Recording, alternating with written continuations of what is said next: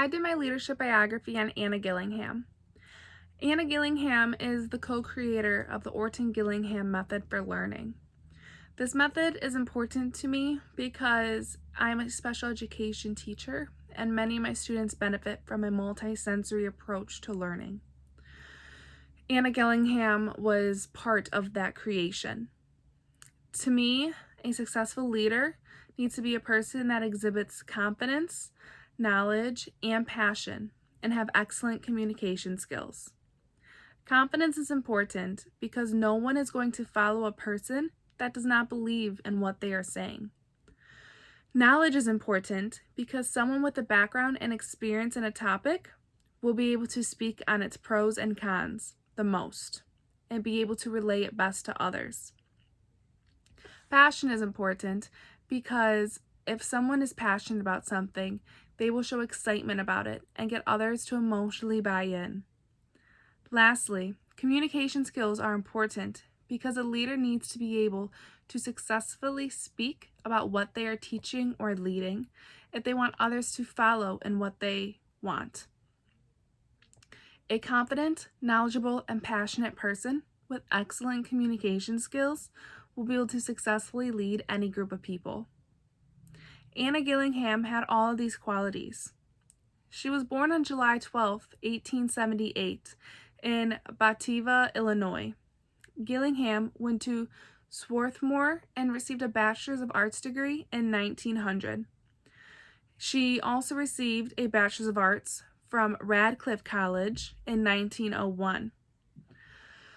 Finally, she received her Master's of Arts from Columbia University in 1910. Anna Gillingham died in June 1964 in Ossining, New York. Gillingham was a teacher and a psychologist who was devoted to increasing the education of her students with learning disabilities. From 1901 to 1905, she was a teacher at Friends Central School in Philadelphia. After teaching for 4 years, she began practicing psychology in New York through Ethical Culture Schools from 1905 to 1936. She left her psychology job after 31 years to go to Honolulu, Hawaii at Punhon Schools, where she was in charge of their corrective reading program from 1936 to 1938. And then after 1938, she was a consultant. Anna Gillingham, after that, co-authored a remedial training book and co-founded the Orton-Gillingham Society, or the Orton Dyslexia Society. She spent 2 years as a research associate with Samuel Orton, whom she created the Orton-Gillingham method with. She specifically studied language function. There were numerous people who she collaborated with throughout her research career, including Sally Childs and Bessie Stillman. Both these ladies had a lot to do with creating the Orton-Gillingham method and putting it out into the world and practicing it. The Orton-Gillingham method is a multi-sensory approach to teaching. Anna Gillingham and Samuel Orton, who was a psychologist, merged their ideas together to create this. Gillingham was responsible for the training of teachers and publishing materials to support the reading instruction. Gillingham said, quote, "One should establish associations involving the simplest possible unit and should use various reinforcement techniques to create solid association links," end quote. Gillingham's goal was to better the learning for all students with learning disabilities by teaching through multiple modalities. Gillingham developed a specific approach for early reading skills, specifically phonemes, letters, and letter pairs. Orton was the science behind the approach, and Gillingham was the teaching behind the approach. She led the implementation throughout the schools. Even after her death, Anna Gillingham is an important leader for all educators, especially special educators. as a co-founder of the Orton-Gillingham approach to learning. This approach was created during the 1930s, yet researchers are continuously studying it and supporting it to this day.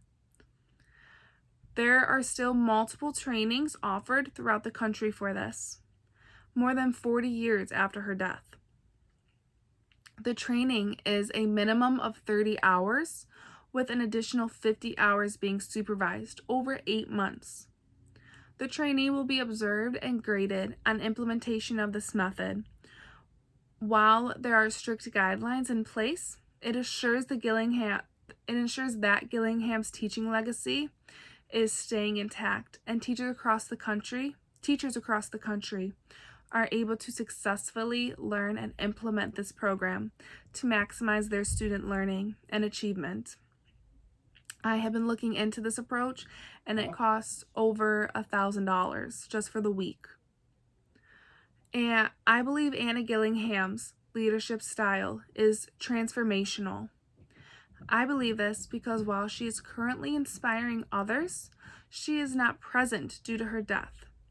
Yet she still is leading through her developments in education. She is not present, but teachers across the country are following her and her techniques. Her research and success motivates others to learn the Orton-Gillingham approach and perform it in their classroom. The Orton-Gillingham approach also requires a high level of participation from those practicing and learning it. But by making the time for it, there can be great amounts of change. Anna Gillingham learned to lead through experiences through schools and districts. She gained loads of experience and knowledge and then set out to tell others about it. I spoke with my special education team in my building. This is made up of a speech and language pathologist, an occupational therapist, a social worker, a psychologist, another special education teacher, our special education dean, and our special education supervisor. All of these people agreed that Anna Gillingham was and still is a phenomenal leader and teacher. She is allowing for copious students around the country to be successful. Not only does my special education team believe this, but so do the countless teachers who are continuously signing up for this training. The training is expensive and long, yet it does not stop anyone from taking the time to learn it. I selected Anna Gillingham as an exemplary leader because I am a special education teacher, and I have many students who are very low readers and show signs of dyslexia. I have been working with my school to pay for me to attend the Orton-Gillingham training so I can begin to use her techniques in my classroom. I use some strategies now that I have read about, and it works wonders with my students, but it's only part of numerous techniques I could be using. Anna Gillingham has been successful because she co-created an approach for learning and began implementing it and teaching it. Her great success, backed by research, caused others to want to learn and practice it as well. Almost 90 years after this approach was created, it is still one of the highest viewed and desired approaches in education because of all of the success stories. Anna Gillingham was a hard worker and was eager to learn and teach what she learned. I feel like we are similar in this aspect. I graduated in December last year with my undergrad degree in elementary education and special education, and I started my master's degree right away. I will be graduating in May, and I'm already looking into programs to become a BCBA, a board-certified behavior analyst. I want to learn as much as I can so I can be the best teacher and supporters of my students as I can. I also want to help my team learn new techniques so we can be successful together. Anna Gillingham wanted to share her knowledge and better other students just like me.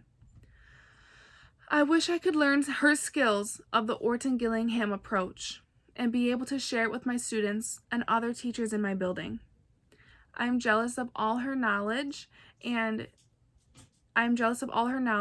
she has with this approach. My goal is to take a leap and learn this so I can be the best teacher possible for my students. I believe I need to improve my leadership skills and confidence.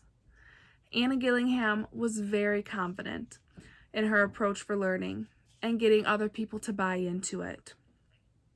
Confidence is key to success in leadership. I need to gain more confidence in myself and my leadership abilities so my coworkers trust in me as much as people trusted in Anna Gillingham. I will work on this by continuing to gain knowledge and experience in my field and studies, so I'm comfortable sharing my ideas with others. Overall, Anna Gillingham was and still is a successful leader throughout education. She has and is continuing to inspire educators across the country to change their approach to teaching. Even after 40 years after her death, her leadership and findings continue to thrive in the education world.